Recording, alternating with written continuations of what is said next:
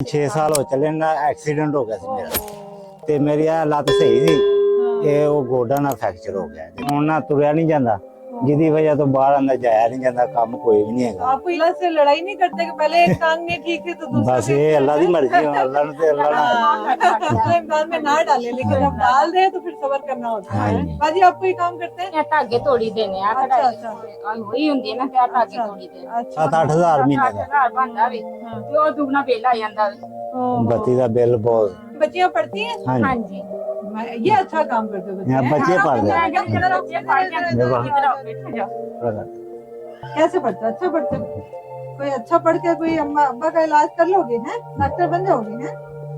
चल इंश्योरेंस पर है माशाल्लाह मेरे बहुत प्यारे बच्चे ये तो हैं। हाँ जी अल्लाह खैर पढ़ाई जो तो माशाल्लाह बहुत। माशाल्लाह देखिए मुझे आपकी ये चीज अच्छी लगी कि आपके पास गिला नहीं है, नहीं, खुश है आप, ना गिला अल्लाह की की रजा पे राजी है। शऊर वेलफेयर फाउंडेशन एक रजिस्टर्ड इदारा पाकिस्तान भर में फलाही मंसूबों के जरिए इंसानियत की खिदमत कर रहा है। सदकात, ज़कात और अतियात के लिए डिस्क्रिप्शन में फॉर्म का लिंक मौजूद है। अतिया करें और खैर बांटें।